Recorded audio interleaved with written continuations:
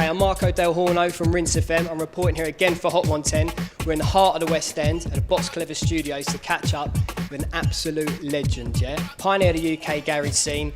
He's still grafting today. He's still bringing out new beats and changing his styles. It's the big man, it's MJ Cole.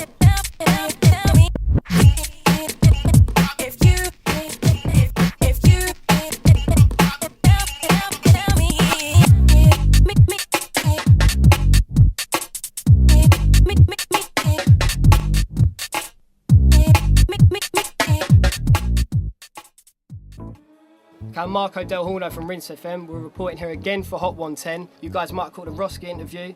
And you know how we do it each and every time. We're stepping up big producers. And today, one of the biggest guys in the game, not only a producer, but also a pioneer and someone who I listened to when I was growing up and really got me into music. It's Mr. MJ Cole. How you doing, sir? I'm good, man. How are you? Very well, thank you. Very well, mate. It's a pleasure to be down here in the Box Clever Studios. Pretty stush as well, because it goes to a fair few places and we were pretty impressed coming in with the passes and everything, security. Okay, yeah, I'm glad about that. Yeah, it keeps my equipment nice and safe, so it's good. Yeah.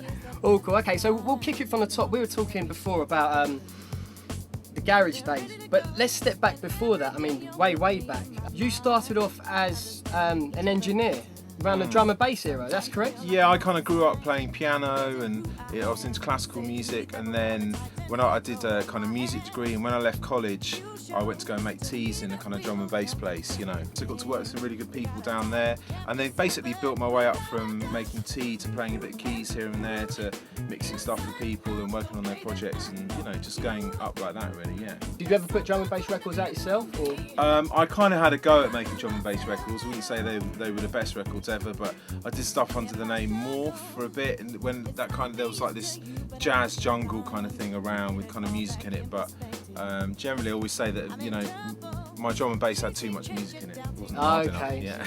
Cool. And I suppose, did that then lead to the progression into garage? I mean, were you into house first, and then as house went from sort of that US garagey sound into more UK thing, were you there, or when did you get involved? I wasn't into house at all whatsoever. I was into drum and bass only from when I was kind of, you know, I was into hardcore and, you know, drum and bass from kind of, you know, sort of mid 80s to kind of mid 90s basically. So yeah, I hated house and garage and all that kind of stuff. Okay. And it only really happened because I had to work on something with a couple of garage producers, and I was just Ramsey and Fenn. Oh, okay, yeah. And I was the engineer and kind of had to get in the groove and listen to a couple of records, but from then on really I kind of discovered that I was into it, and there was some mileage in it for me musically, sort of thing, yeah. Okay, cool. So what's the first release? What's the first garage record you came with?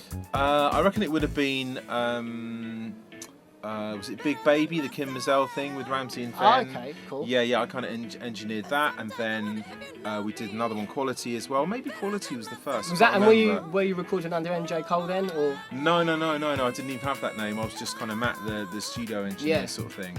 And then I kind of went on to do the VIP EPs with loads of different DJs like Daryl B and you know, Pisces and Greg Stainer and Naughty Be Nice and all those kind of London Underground DJs. Yeah. I did EPs with them, kind of really got into it, did my own EP. Then I kind of, I think I probably made Sincere around that time as well, just at home on my setup at home. Okay. I always had a setup at home since I was about 15, sort of thing, yeah. Would we be right in saying that Sincere was the one that put you over the top? That was the one that people... Yeah, I think so. I mean, at that time I was doing a lot of records, a lot of different remixes with different people. So there was kind of a good foundation there. But yeah, Sincere was the one that kind of, yeah, took it over the wall, sort of thing. I suppose that leads us on well to say what your sound is like now, because you've got the new single AO. Yeah, featuring Sarah right? C. That's AO? right. Yeah, featuring Sarah C. And there was one before that, Gotta Have It, featuring Digger.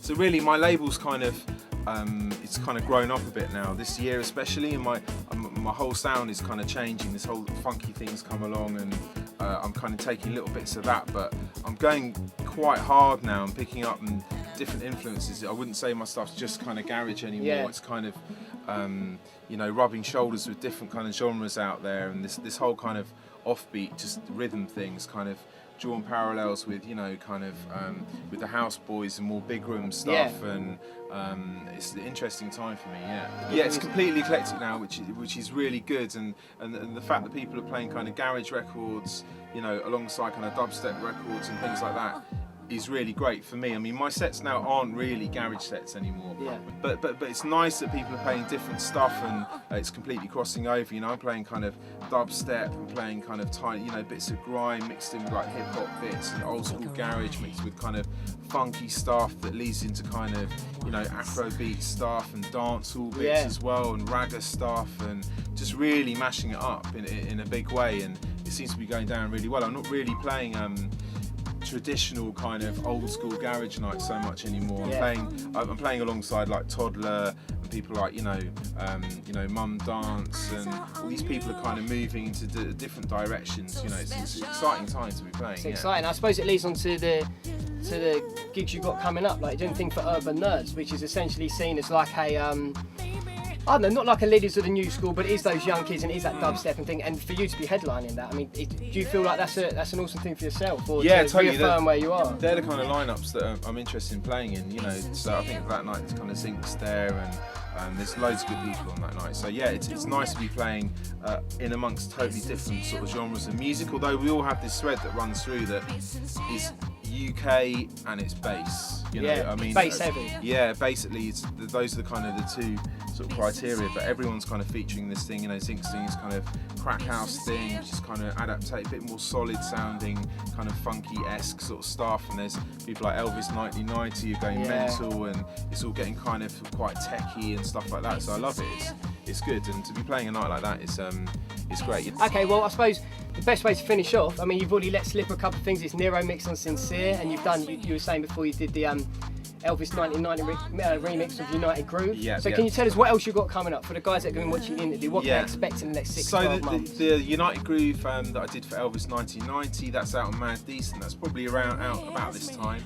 I've just did the Neighbourhood remix as well for Zed Bias. I've just done some remixes of a track called Liberation that's out on Island. I'm doing something kind of top secret today that I can't really talk about. And also I've got a track called Volcano Rhythm at the moment that I'm getting vocals at the moment. And I've done a 3-track EP with Zed Bias as well. So that should be dropping, it'll be dropping this year at some point. So there'll be something on the Volcano Rhythm, I'm not quite sure vocally what that's going to be. And then a 3-track EP from me and Zed Bias, then the Neighbourhood remix and the United Groove thing as well. And there's about 3 or 4 other things lined up, but I haven't done them yet, so I won't talk about them. Cool. Well, I suppose that's it. I suppose we covered everything. Matt, MJ Cole, it's been a pleasure. Cool, man. Thank you. Look out for Urban Nerds coming at the end of August. Let's look out for all them tracks as well. Hot 110, Marco signing out. Be sincere. Oh. Let's take a ride.